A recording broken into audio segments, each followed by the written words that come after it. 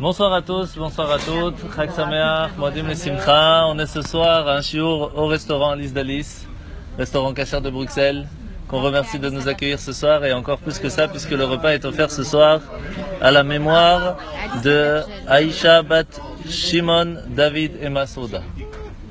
Ezrat Hashem, que son âme puisse avoir une élévation et qu'elle puisse prier pour nous ici-bas pour avoir une bonne année en bonne santé et beaucoup de réussite pour ce restaurant magnifique qui nous accueille tous les mardis à midi pour un magnifique shiur de Torah. Alors vous savez qu'on est ce soir à la fête de Sukkot et on est dans une magnifique soukha Baruch Hashem. Et dans la fête de Sukkot on a pas mal de choses intéressantes. Alors la semaine dernière on avait parlé de Nisuch Hamaim, donc c'est comment est-ce que ça fonctionne l'eau pendant la fête de Sukkot. Ce soir on va ramener quelque chose d'assez intéressant aussi. On va parler d'une personne extraordinaire ainsi que son frère, c'est celui de Moshe Rabbeinu. Vous avez entendu parler de Moïse? Sûrement. Et son frère Aaron. Alors je vais vous raconter une petite histoire. Il y avait une fois un très riche marchand qui avait des enfants et ce riche marchand, il a dû partir de ce monde au bout d'un moment et les enfants voulaient que l'enterrement se fasse de la meilleure façon. Alors qu'est-ce qu'ils ont fait? Ils sont partis voir quelqu'un qui organise les enterrements et ils ont demandé combien ça coûte pour que tout le monde ressente vraiment la perte qu'on a eue. Il dit ça c'est pas compliqué, ça coûte $2000, vous n'avez rien à vous occuper, on s'occupe de tout. Alors il dit c'est un peu trop quand même, pour 1000 on a quelque chose? Il dit oui, pour 1000 toutes les femmes vont pleurer. Il dit et pour 500? Il dit ah, tu sais, il y aura des petits quelque chose dans l'assemblée. Il dit ouais mais tu sais même ça fait quand même cher. Bonsoir à terre. Même tout ça fait quand même un peu cher, qu'est-ce qu'on peut avoir pour $100? Il dit pour $100 on va raconter la vérité. Et là c'est pas sûr que les gens vont pleurer. En fait, c'est pris. Installez-vous, mettez-vous à l'aise. En fait, cette histoire de vérité, c'est assez intéressant parce que lorsqu'une personne part de ce monde, on fait toujours attention de ne pas spécialement dire les choses qui n'étaient pas bonnes dans sa vie, mais on ramène plutôt les choses qui étaient bien dans sa vie.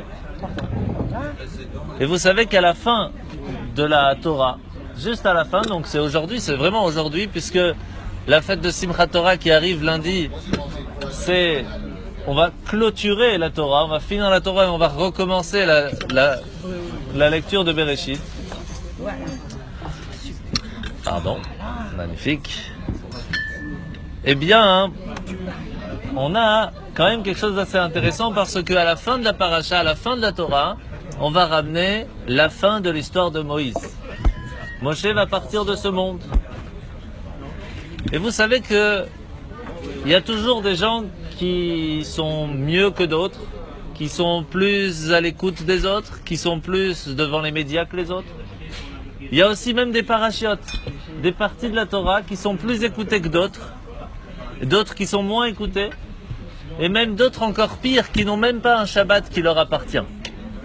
Il y a une paracha sur les 54 existantes qui a jamais ça tombe Shabbat, jamais on va avoir un Shabbat qui sera pour eux. C'est pas sympa. Toutes les parachas auront moins un Shabbat dans l'année. Cette paracha n'en a 0. C'est laquelle? La dernière. Comment il s'appelle? Zot HaBeracha. La bénédiction que Moshe va faire avant de partir de ce monde, cette paracha n'est jamais lue Shabbat. Elle est lue le jour de Simchat Torah, le jour où on va changer entre la fin de la paracha et le début de la Torah de Bereshit. Tout va bien. Oh, c'est voilà, exactement. Alors, comment ça se fait? Qu'est-ce qu'il y a de spécial écrit dans cette paracha qui pourrait faire... Monsieur le rabbin, oui. Pardon, pourquoi est-ce qu'on la lit seulement? Alors c'est la question, pourquoi est-ce qu'elle ne peut pas avoir un moment pour elle, cette paracha? Sur ça, on voit que Moshe Rabbeinu, à la fin de la paracha, à la fin de cette histoire, Moïse, c'est écrit qu'il va partir de ce monde. Et d'un côté, on va dire, vous savez, Moshe c'était vraiment le plus grand prophète. Une personne extraordinaire, il n'y a personne qui pourra jamais le surpasser, jamais arrivera à son niveau, c'est quelqu'un... C'est Moïse, il n'y a rien à faire, il y a un. Et de l'autre côté, quand il part de ce monde, lorsqu'il meurt, c'est écrit, voici qu'il part, voici que les gens vont pleurer un petit peu et c'est tout. Et puis on continue la route. On voit qu'il y a une grande différence entre la mort de Moshe et la mort de son frère Aaron. Lorsque Aaron, son frère, il part de ce monde, c'est écrit que le peuple juif a pleuré, mais c'est pas écrit qu'il s'arrête de pleurer. Jusqu'à encore aujourd'hui, on pleure la mort de Aaron. Moshe, il part, on pleure et on s'arrête de pleurer. Comment ça se fait que Moshe, qui était quand même le plus grand, on se dit à un moment on s'arrête de pleurer alors que pour son frère non? Et plus que ça encore, on explique la raison de pourquoi est-ce que Aaron on continue de pleurer encore jusqu'à aujourd'hui alors que Moshe on s'arrête. Pourquoi? Parce que Aaron faisait attention de faire la paix entre les gens. Il s'occupait de faire la paix dans les couples, la paix entre amis. Lorsqu'il y avait un souci entre l'un et l'autre, il allait voir l'un, tu sais, il a vraiment envie que tu fasses, que de demander pardon, tu sais, viens, on va essayer d'arranger les choses. Il arrangeait toujours les problèmes entre l'un et les autres, alors que Moshe, quoi? Moshe, il faisait pas ça? Est-ce que Moshe, franchement, lui qui était le plus grand dirigeant de toute l'humanité, il s'est pas occupé d'arranger des problèmes entre l'un et l'autre? Bien sûr que si. Alors quelle est la différence entre Moshe et Aaron? Puisque tous les grands rabbis nous expliquent que la différence c'était que Aaron lui s'occupait de faire la paix entre les gens et que Moshe ne le faisait pas. Est-ce qu'on peut vraiment dire quelque chose comme ça? C'est étonnant. Et la réponse elle est que Moshe il a toujours essayé de faire la paix entre les gens. Et la preuve c'est qu'il a essayé de tout faire pour qu'il n'y ait pas de bagarre entre l'Égyptien et l'Hébreu lorsqu'il était en Égypte. Il a même tué l'Égyptien, il s'est sacrifié pour que l'autre juif puisse être vivant. Donc, il y a quoi de mieux que Moshe qui se sacrifie pour les autres? Au point même où quand le peuple juif, ils ont fait le veau d'or, qu'est-ce qui s'est passé à ce moment-là? Il a dit à Dieu, efface-moi de ton livre si tu veux effacer un juif de l'existence. Quoi de mieux? Quoi de plus grand sacrifice? Et alors, Moshe Rabbeinu, on s'arrête de pleurer. En fait, il faut comprendre que la force de la paix que faisait Aaron, c'était pas juste qu'il faisait la paix entre le mari et sa femme, entre deux personnes. Ça, Moshe aussi, il faisait. Il faisait même plus que ça, puisque Moshe s'occupait de tout le peuple entier. Il s'arrangeait que chaque tribu s'arrangeait avec les autres. Il s'arrangeait qu'entre les Lévis qui faisaient le service et les Cohen qui étaient sur place. Et tous les Juifs qui venaient pour parler avec Dieu. Il y a toujours, tout se passe bien. Alors c'est quoi la différence entre Moshe et Aaron? La différence, elle est que Aaron, c'est assez intéressant de voir, qu'il faisait les Shanot et Taemet. Ça veut dire quoi ce mot, les Shanot et Taemet? C'est-à-dire que de temps en temps, il arrangeait la vérité pour pouvoir faire la paix entre deux personnes. Arranger la vérité. Qu'est-ce que ça veut dire? Il y avait des fois où il allait voir quelqu'un et lui dit, tu sais, la personne avec qui tu es en dispute, j'ai vu qu'en fait, il s'est trompé. Il m'a dit, il m'a parlé, il m'a dit qu'en fait, il était très triste de que vous êtes plus ensemble, vous avez travaillé pendant tellement de temps ensemble, et il veut vraiment que vous travailliez encore ensemble.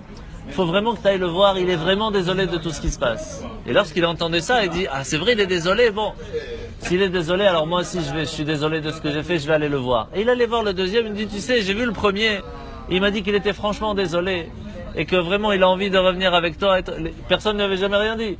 Mais il arrangeait la vérité, pour que les deux se retrouvent et puissent en fin de compte se retrouver et fassent la paix. Transformer la réalité. Il transformait la réalité, oui. Dans ce cas-là, on peut mentir. Alors paix. c'est la question. Voilà. Est-ce que ce que Aaron faisait, attention, il ne mentissait pas. Il changeait la vérité. Quelle est la différence? C'est qu'il prenait quelque chose qui était vrai et il le mettait plus en valeur que d'autres choses. C'est vrai que l'autre était désolé, mais il n'avait pas spécialement dit à ce moment-là. Et la preuve, c'est que lorsqu'il lui avait dit, tu sais, l'autre il est désolé, ah bah lui aussi il était désolé. Parce qu'à l'intérieur de nous, on a tous envie de faire la paix, on a tous envie que tout se passe bien. Donc il a rangé, c'est ça les chanot, c'est ça Emet. Changer. Il a rangé la vérité pour que les choses se passent bien entre chacun d'entre nous. Et ça, hein, pardon? Alors c'est la question, est-ce qu'on peut faire ça ou pas? Le problème, pourquoi est-ce que Moshe ne pouvait pas faire ça? Parce que Moshe c'était Moshe Emet Vetorato Emet. Moshe c'était la vérité, rien que la vérité, toujours la vérité, c'était la Torah vraie, il n'y avait pas une virgule qui passait à côté, c'était tout, 100%. Ça n'existait pas pour Moshe, même une petite miette de côté. Et donc lui ne pouvait pas arriver à ce niveau-là. Alors la question elle est, qu'est-ce qu'on peut faire aujourd'hui? Est-ce qu'on peut faire l'un, on peut faire l'autre? Qu'est-ce qui est bon, qu'est-ce qui est pas bon? Et l'histoire, c'est que lorsque Moshe arrive à 120 ans, Dieu va lui dire, tu sais, tu as passé 120 ans complets. Du jour de ta naissance jusqu'au jour de ta mort, il n'y a pas eu une seconde où tu as fauté. Tu n'as fait que des bonnes choses. Et la preuve, c'est qu'il va partir de ce monde le jour de sa naissance 120 ans plus tard. Ça montre qu'il a eu 120 ans complets. Mais quand même, la Torah nous précise qu'à 120 ans, il s'est rendu compte qu'il lui manquait quelque chose. Pas qu'il lui manquait quelque chose, mais qu'il y avait quelque chose que même avec sa plus grande grandeur, il n'avait pas. Il lui manquait un petit quelque chose. Et ce petit quelque chose, c'est d'être prêt à sacrifier même sa parole, sa vérité, pour pouvoir aider le prochain. Et ça, il ne pouvait pas faire. C'était pas de lui-même, c'était pas possible. Et la Torah nous dit que C'est quelqu'un qui montait jamais. jamais, Moshe, c'était, il n'y avait pas une virgule qui passait à côté. Impossible.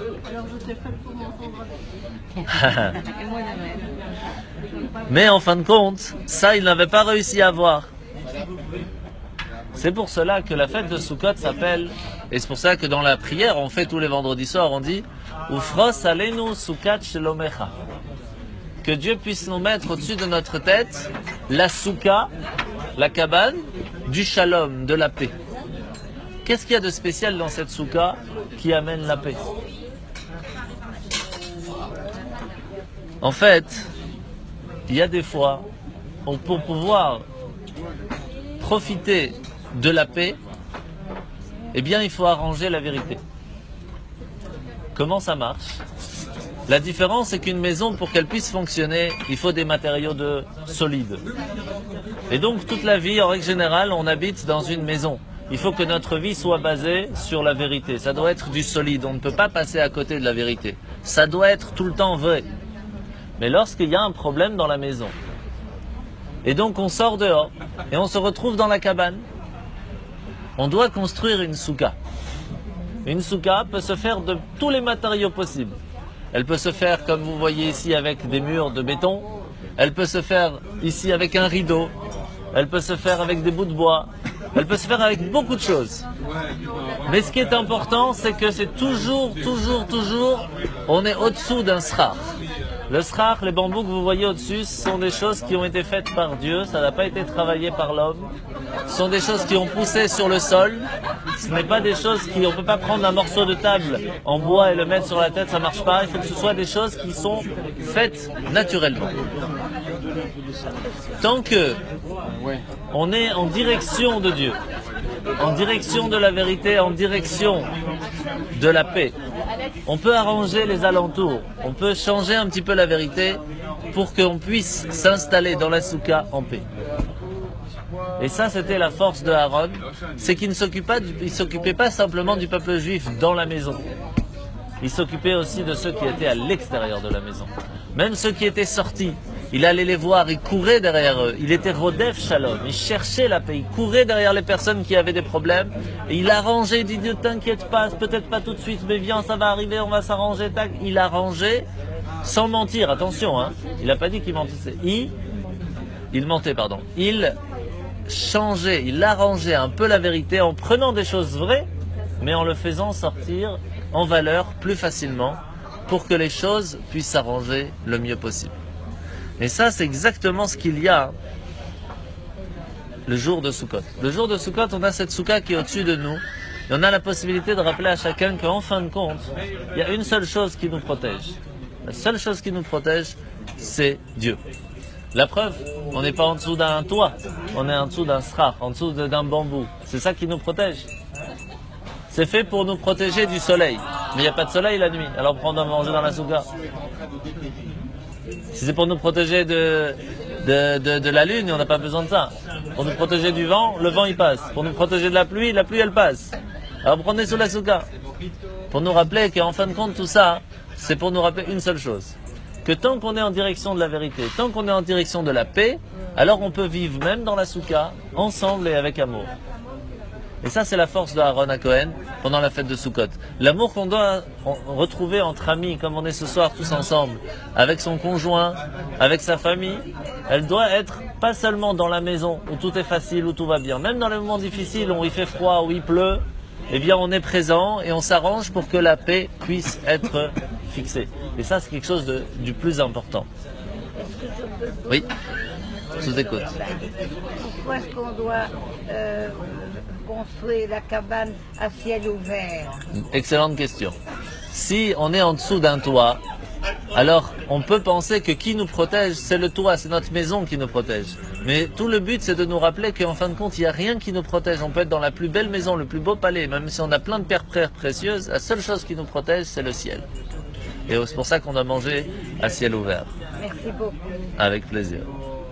Alors, maintenant qu'on a compris ça, vous savez qu'il y a une phrase très connue et une chanson qu'on chante très souvent, c'est Osé Shalom Mimromav. Osé Shalom Mimromav. C'est connu. Qu'est-ce qu'on fait lorsqu'on est dans la prière et qu'on fait Osé Shalom Mimromav? On recule de 3 pas. Pourquoi? Parce que pour faire la paix de temps en temps, on doit reculer de 3 pas. Si on veut pouvoir accueillir l'autre dans sa vérité, dans ses problèmes, dans ses convictions, on doit nous reculer de nos convictions un petit moment pour pouvoir le retrouver dans le chemin. Mais si on reste sur nos positions tout le temps, alors on ne pourra jamais retrouver l'autre. Et donc une des bases de Osé Shalom Mimromav, c'est on recule de 3 pas, on parle avec la personne, on arrange et puis on retourne ensemble à la bonne place. Il n'y a que comme ça que ça fonctionne. Et ça, c'était la force de Aaron à Cohen. Et c'est pour cela que Aaron, il est plus précisé qu'on continue de le pleurer aujourd'hui.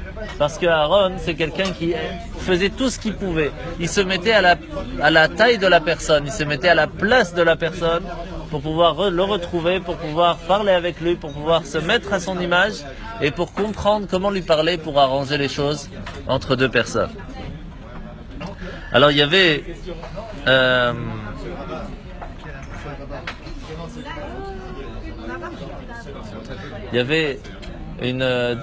à l'hôpital, il y avait une personne qui était très alitée, il ne pouvait pas bouger de son lit après un accident malheureusement. Et il y a une fenêtre, mais il ne peut même pas se lever.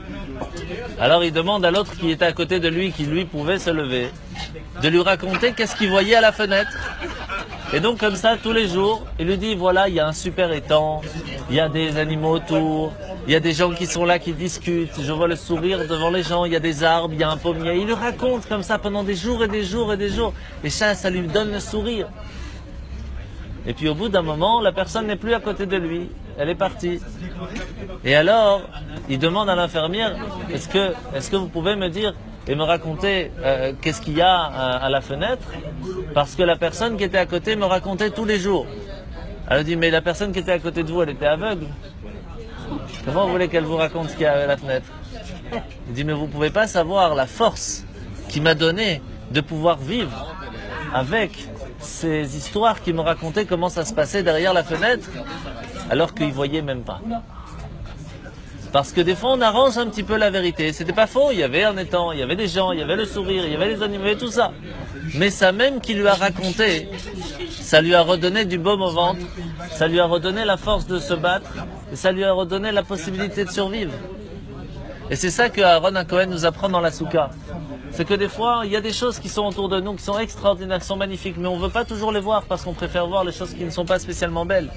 Alors que si on essaye et on veut voir les choses qui sont belles autour de nous, on peut se rendre compte qu'il y a des choses magnifiques. Il y a des gens qui ont le sourire. Et nous-mêmes, on peut avoir le sourire si on est prêt à voir le sourire. Et ça, c'est une des bases de la fête de Sukkot. Alors je vous propose qu'on commence de manger, puis après on fera la deuxième partie. L'chaim, l'chaim. Merci, amen. Ouais. Voilà. On va faire maintenant la deuxième partie du cours.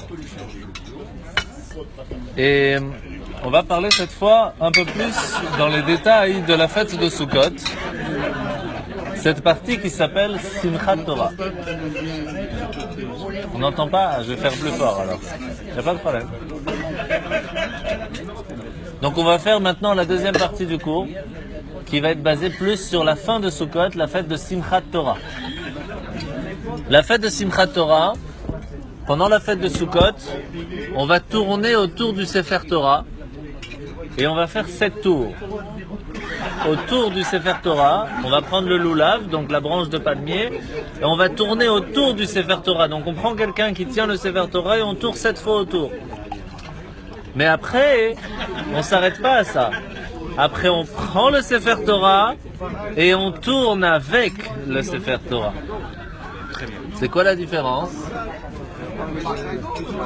Ken, Nico? Chef. La différence c'est que pendant Sukkot, on prend le loulav et on tourne autour du Sefer Torah. Mais à Simchat Torah, on prend carrément le Sefer Torah et on tourne avec. C'est quoi la différence? Pendant Sukkot, on se prépare à faire tomber les murailles de Jéricho. Pendant 7 jours, on va tourner autour de la muraille qui nous empêche, nous, de vouloir s'attacher à l'étude de la Torah. Et donc on tourne 7 jours comme ça, comme à la muraille de Jéricho, et à le 7e jour, les murailles tombent. Et là, on peut s'approcher du Sefer Torah. Mais lorsqu'on s'est approché du Sefer Torah, on peut dire « Ah, c'est bien, j'ai embrassé, Shalom à l'Israël ». Non, on doit danser avec. On doit vivre avec la Torah. Et ça, c'est la force de la fin de Sukkot. Ça suffit pas de casser les murailles, de se dire « Je vais arrêter de faire des bêtises, je vais arrêter de faire cette bêtise, je vais arrêter... » Non, il faut aussi faire des bonnes choses. Il faut faire des bonnes actions et il faut le faire avec joie. Et ça, c'est la force de Simchat Torah, qu'on doit prendre le Sefer Torah et on doit danser avec. À la différence que lorsqu'on fait le don de la Torah, on étudie la Torah. Mais dans l'étude, dans la compréhension, chacun est différent. Il y en a qui comprennent comme ci, il y en a qui comprennent comme ça, il y en a d'autres plus, il y en a d'autres moins. Mais danser avec le Sefer Torah, il n'y a pas de différence.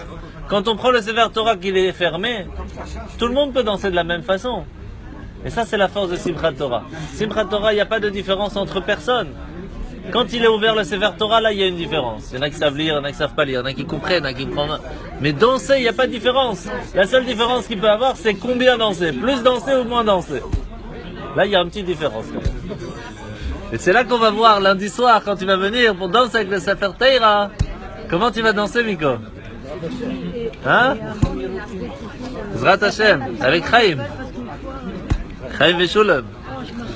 Alors vous savez, il y a l'histoire d'une dame qui a dit « Je vais faire un très bel habit pour le Sefer Torah ». Et on lui dit que le Sefer Torah va faire 48 cm. Donc elle fait un habit de 48 cm. Le problème, c'est que les 48 cm, c'est le parchemin. Mais quand on rajoute le haut, le bas et les poignets, il n'y a pas 25 cm de différence. Et donc elle met l'habit, ça va pas. Alors elle est dégoûtée, elle ne sait pas quoi faire. Et alors qu'est-ce qu'elle dit? Elle demande monsieur le rabbin, est-ce qu'on peut pas couper un peu le Sefer Torah pour que ça aille bien? Mais vous rigolez, mais malheureusement, c'est exactement ce qu'on dit très souvent. Comment? On dit, moi je veux faire la Torah, je veux faire un maximum, je veux faire Shabbat, mais 24 heures, sérieux, viens on coupe un peu, on fait 20 heures, allez, viens on s'arrange. Je veux faire Kippour, il n'y a pas de problème, mais jeûner 26 heures, 12 heures, allez, vendu. On essaye toujours d'arranger la Torah par rapport à nous et pas nous par rapport à la Torah. C'est pas à la Torah de s'adapter à nous. C'est nous qu'on doit s'adapter à la Torah.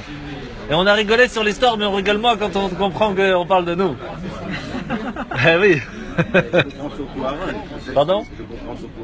Ah oui, Aaron, lui, il a dû galérer, le pauvre. Ça, c'est sûr, ça, c'est sûr. Lui, il a tout arrangé. Alors, vous savez qu'à la fin de Kippour, très souvent, il y a des synagogues où le rabbin il dit bon, Très bien, messieurs, dames, c'est fini Kippour. On se voit l'année prochaine à Kippour à 19h. Soyez précis, pas comme cette année. Sauf que Kippour est fini. On ne doit pas parler de Kippour de l'année prochaine. Entre Kippour et Kippour, il y a des choses qui arrivent. Bon, maintenant, il y a de la vie. Et la vie qu'il y a entre Kippour, une des premières choses, c'est Sukkot. C'est Simchat Torah. Lundi soir, on va danser avec la Torah. C'est une force extraordinaire.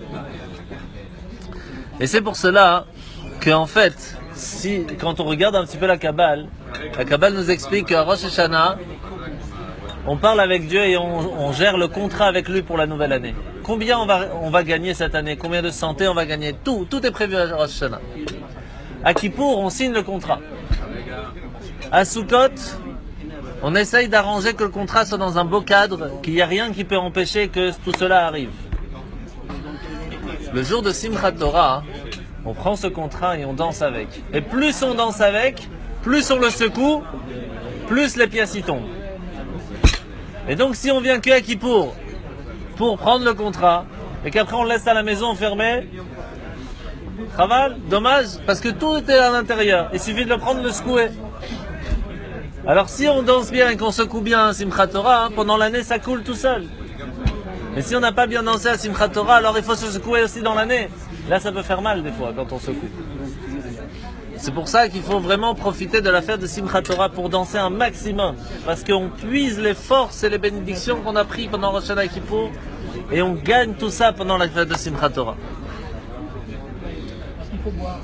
Il faut boire aussi, bien sûr. Il faut boire pour te donner la force de pouvoir mieux danser. De l'alcool, de vin, tout ce que tu veux. Pardon? La bouteille elle est là, c'est pas là. Elle est sur la table. Simcha Batasheva. Ce soir il faut boire de l'eau. Alors il y a une histoire. Il y a une histoire qui pourrait choquer quelques personnes, qui pourrait aussi faire réfléchir quelques personnes, et qui en fin de compte est très vraie. Le Maguide de Kelem avait l'habitude, quand il disait les choses, c'était cash. Il n'y avait pas de... Et des fois, quand on entend les choses cash, c'est pas toujours évident d'entendre. Et une fois, il va en vacances, et il s'arrête dans une ville, et là-bas, il entend pleurer. Il entend quelqu'un pleurer, sauf que bien sûr, c'est un Maguide, c'est un grand rabbi, donc c'était pas une personne qui pleurait. Donc il rentre dans une maison, il ouvre le placard, et qu'est-ce qu'il voit là-bas? Il voit le talit, le châle de prière qui pleure. Alors il dit, pourquoi tu pleures? Il dit, bah là c'est les vacances. Mon maître il a pris tout ce qu'il y avait dans la maison, juste moi il m'a enfermé. Il m'a oublié. Et là le Maguide il dit au talit, il dit au châle de prière, il dit, tu sais, tu n'as pas besoin de pleurer. Parce que pour l'instant lui il t'a oublié, mais toi tu ne vas pas l'oublier plus tard, parce qu'il sera entouré de toi quand il partira. Malheureusement quand on part, on est entouré du talit. Et donc, il faut savoir que la force du Sefer Torah, ouais, tout le monde. La force du Sefer Torah, elle est qu'on ne doit pas la laisser bloquer dans l'armoire. Elle doit être prise, elle doit être ouverte, elle doit être étudiée, elle doit être vécue. Et une des premières choses qu'on fait apprendre à une personne lorsqu'on veut lui faire comprendre comment il faut vivre avec la Torah, avant même de l'avoir ouverte et étudiée, c'est de danser avec. On fait comprendre à la personne qu'à partir du moment où tu sais que tu vas danser avec la Torah, que si tu suis la Torah, tu seras toujours heureux dans ta vie, alors c'est plus facile de vouloir l'ouvrir. Si on te dit tu as un iPhone que quand tu l'ouvres, ça marche tout le temps, tu as de la batterie pendant 100 ans sans arrêt, on va être content, on va danser avec, parce que c'est pas possible. Mais à partir du moment où on sait que ça fonctionne, on est super content, même avant de l'avoir utilisé. Et c'est pour cela qu'on va revenir à vos questions qu'on a parlé tout à l'heure. Ils ont posé une question extraordinaire. Extraordinaire. Ils ont posé, comment ça se fait qu'à Simchat Torah, on recommence la Torah? On recommence à lire la Torah le jour de Simchat Torah, alors que normalement on devrait recommencer la Torah. Oh, shalom aleichem. Tout va bien? Hachem? Ça va bien. Comment ça se fait qu'on relit la Torah, on recommence la Torah à Simchat Torah et pas le jour du don de la Torah? Le jour du don de la Torah, c'est la fête de Shavuot, pas la fête de Simchat Torah. Et pour ça, en fait, il y a une petite histoire qui nous explique ça de façon extraordinaire. Il y avait une fois un roi qui attendait d'avoir un enfant, mais il n'arrivait pas. c'était très difficile pour eux d'avoir des enfants. Alors il y a un docteur qui vient et qui lui dit « Écoute, j'ai une solution pour que ta femme tombe enceinte et que tu puisses avoir un enfant, mais c'est une solution quand même assez difficile.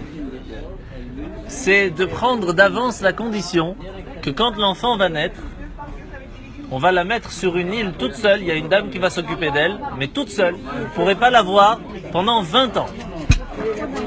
Et pendant ces 20 ans-là, vous allez trouver un mari pour elle. » Ok. Il y a quelqu'un qui va s'occuper, mais pas les parents. Le roi et la reine ne peuvent pas avoir l'enfant.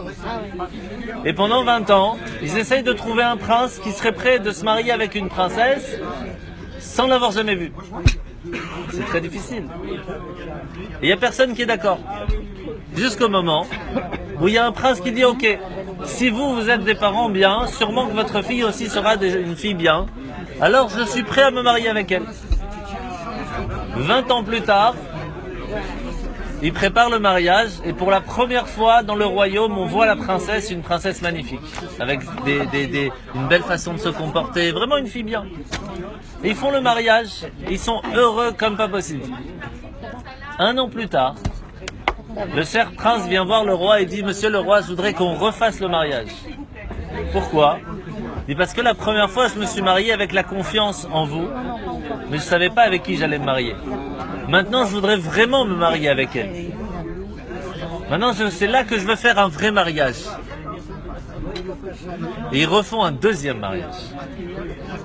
Le jour où on a reçu la Torah, Dieu nous a dit, vous allez vous marier avec la Torah, avec une princesse qui vous donnera la possibilité de vivre de façon la plus heureuse possible. Mais sachez que ce n'est pas tout de suite que vous allez comprendre. Est-ce que vous êtes prêts à vous marier avec la Torah? Est-ce que vous êtes prêts de prendre sur vous la Torah? Il a demandé à toutes les nations. Toutes les nations, ils ont dit, il y a quoi écrit dedans? Faut pas voler, mais tu rigoles, comment on va gagner? Il faut pas tuer, mais on fait les guerres tout le temps. Faut pas faire ci. Laisse-moi tranquille. Le peuple juif, il a dit, si toi, tu me dis que c'est bien, je te fais confiance. Naaseh venishma. D'abord, on va faire. On sait que tout ce que tu nous demandes de faire, ce sera toujours pour notre bien. Après, on va pas s'arrêter à ça, on va essayer de comprendre. Mais, on va faire, on te fait confiance. Et donc, le mariage du don de la Torah, c'est un mariage un peu spécial, on va dire. Mais 6-7 mois plus tard, quand arrive le jour de Simchat Torah, on dit à Hachem, maintenant on a vécu avec la Torah. On a fait les fêtes. On a eu des moments difficiles et on a eu des moments extraordinaires. Maintenant on veut se marier avec la Torah. On veut un deuxième mariage. On veut vraiment vivre avec la Torah. On est prêt à tout pour être avec la Torah. On a compris la valeur et la qualité de la Torah. Et ça, c'est la fête de Simchat Torah. C'est pour cela qu'on recommence à lire la Torah, pas le jour du don de la Torah. Le jour où on se remarie vraiment avec la Torah, le jour de Simchat Torah.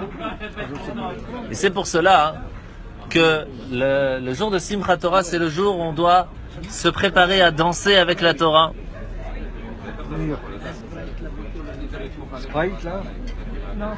Et c'est pour cela qu'on va faire aussi la bénédiction de Sheikh Yano. La bénédiction de Sheikh Yano, c'est quand on dit à Hachem, on dit à Dieu merci de m'avoir laissé vivre jusqu'à ce moment si spécial.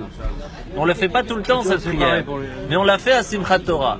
Parce que nous avoir donné la possibilité de vivre jusqu'au moment où on peut dire oui Dieu, j'ai profité de ta Torah jusqu'à maintenant et je veux encore une fois me remarier avec elle. Je suis prêt à reprendre sur moi le joug de la Torah parce que ça me rend heureux. Et bien sur ça on fait une bénédiction. Sur ça on remercie Dieu de pouvoir le faire.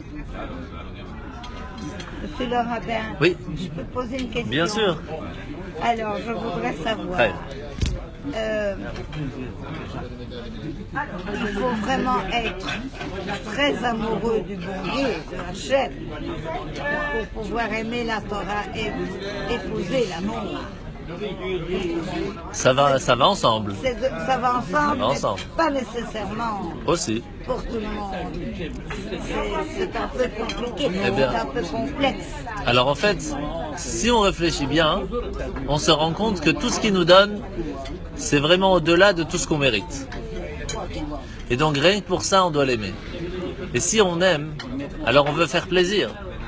Alors il nous dit, tu sais, pour me faire plaisir, en tant que Dieu, tout ce que tu feras, ce sera rien du tout. Mais il y a des petites choses que j'aime bien. quand tu allumes une bougie avant Shabbat, quand tu mets les téphilines le matin, lorsque tu essayes de faire une prière avant de manger. C'est vrai qu'en soi, c'est rien. Mais sache que ça me fait plaisir. C'est comme quand un papa il dit à son enfant, c'est pas le dessin, s'il est beau, il est pas beau, c'est pas ça qui m'intéresse. Mais c'est que tu as pris du temps pour me le faire. Ça montre que tu penses à moi, ça me fait plaisir. C'est la même chose que Dieu il attend de nous. Il n'attend pas de nous des monts et des merveilles. Prends un petit moment de la journée pour penser à moi, ça suffira. Et les 613 commandements, c'est ça. C'est prendre des petits moments dans ta vie pour ne pas m'oublier. Que tu te rappelles que je suis à côté de toi, autant que toi tu es à côté de moi. Pardon? Hachem est? Ah, de toute façon, mais il a aussi crainte. Je le crains plus qu'autre chose, c'est sûr. Mais il est amour. Il est amour de toute façon. Mais il ne faut pas oublier la crainte. Parce que très souvent, quand on dit que amour, alors on peut se laisser aller. Et quand il y a aussi la crainte, alors il y a un respect qui rentre. Et ce respect, c'est ce qui s'oublie des fois entre même couples. Quand il n'y a que amour, il peut y avoir des manques de respect. C'est pour ça qu'on doit avoir et l'amour et la crainte. Oui, c'est pour ça qu'il ne faut pas oublier dans l'amour aussi. Mais cette crainte vient avec le respect toujours.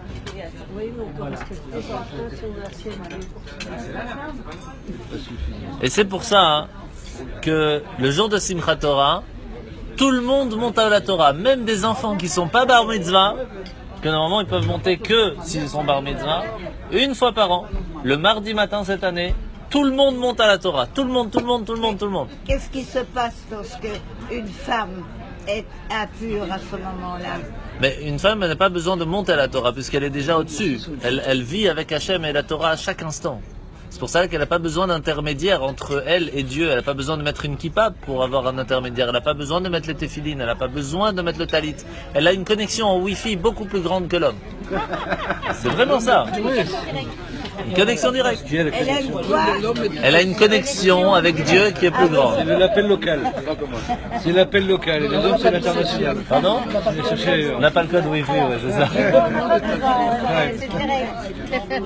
Non, parce que on m'a appris depuis ma puberté qu'on ne peut pas toucher la Torah. Tout à fait. Au moment des règles, on ne peut pas toucher la Torah. C'est vrai. Tout à fait, exact. Oui, mais c'est la même chose pour les hommes. Tout le monde est impur.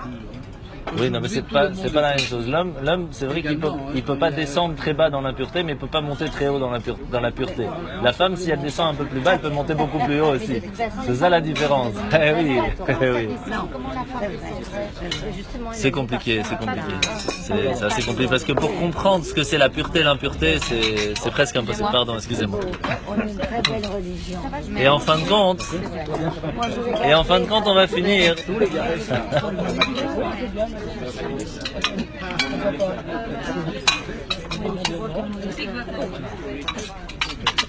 On va finir avec ce verset. Al tigu b'mshichai al tereu. Meshichai, c'est des enfants, mais ça vient du mot Mashiach. Le Messie.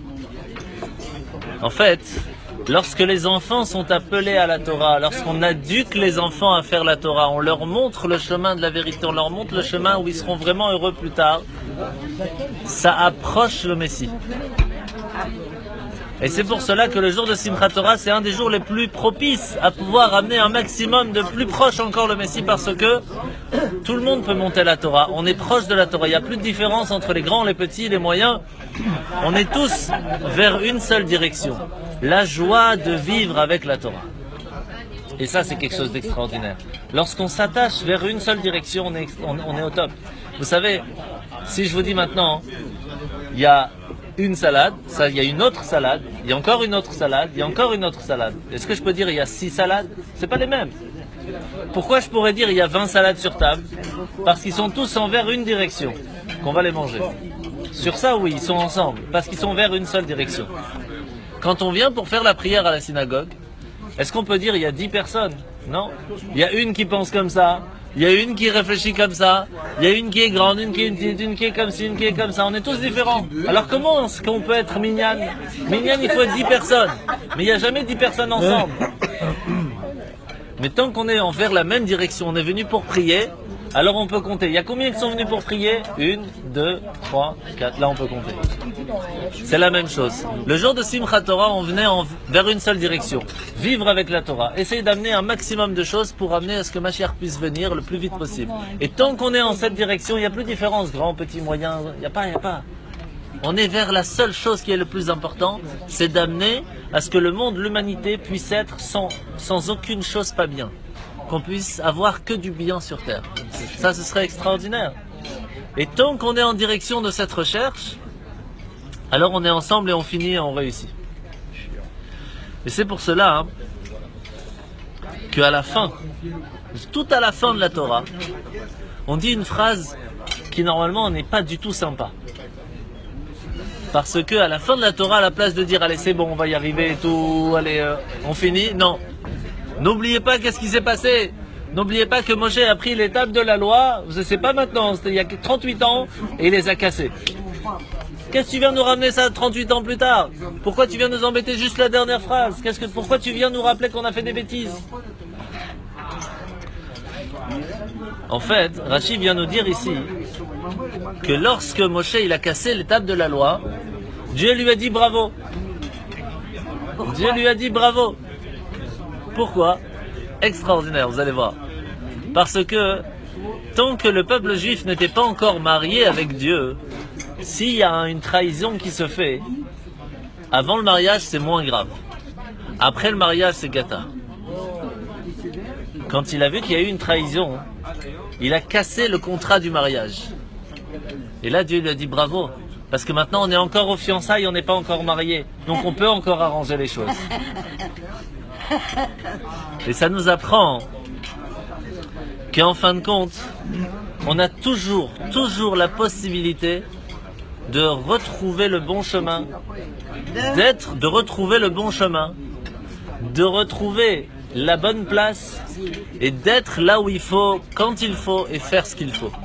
Et si on sait que la Teshuvah est toujours présente, si on sait qu'on peut toujours réussir à être là où il faut, quand il faut, alors on a l'espoir de pouvoir arriver et à faire ce qu'il faut. Et sachez que le jour de Simchat Torah, si on danse comme il faut, on peut retrouver toutes les forces originelles qu'on avait depuis le jour de notre naissance et même plus, et arriver encore plus loin que ce qu'on aurait pu faire si on n'avait pas passé la vie qu'on a jusqu'à aujourd'hui.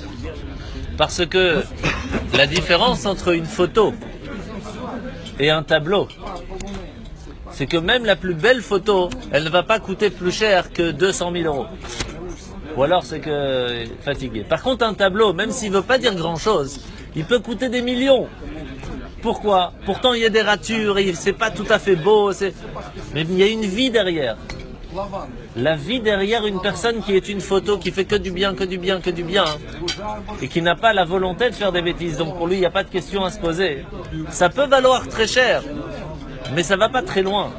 Mais une personne qui a beaucoup de ratures, mais que toujours il essaye d'arranger pour que la peinture ressemble à quelque chose, cette peinture vaudra toujours beaucoup plus cher. Cette personne a du mérite. Beaucoup plus de mérite. Et c'est pour cela qu'à la fin de notre vie, on va nous dire ta peinture, elle vaut combien? À quoi elle ressemble? Qu'est-ce que tu as réussi à faire? Où sont les ratures qui valent quelque chose? Où sont les ratures qui ne valent pas quelque chose? Quelles sont les belles couleurs que tu as choisies? Quand est-ce que c'est bien et quand est-ce que c'est pas bien? Et à partir du moment où on sait qu'on peut toujours effacer ce qui n'est pas bon, et on peut toujours mettre à la place la bonne couleur, au bout d'un moment, la peinture, on va trouver une photo derrière. On va trouver la raison de cette peinture, et quand on sait, alors on pourra vraiment danser. Et Hachem, le jour de Simchat Torah, il nous dit, tu sais, plus tu danses, plus j'efface. Plus tu danses, plus j'efface les couleurs qui sont pas au bon endroit. Et quand après on commence l'année après Simchat Torah, alors on a le temps de pouvoir mettre les bonnes couleurs. Et Bezrat Hachem, que tout cela se fasse dans la plus belle joie et le mérite, que ce soit l'Elou Nishmat, à l'élévation de l'âme de Binyamin Ben Yosef, l'élévation de l'âme de Alice, de Aïcha Bat Shimon à Bergel, que tout se fasse dans la joie et la bonne humeur, qu'on puisse avoir une Chag Sameach en bonne santé. L'Echaim. J'avais été à une conférence de Alain Waknin il y a quelques années.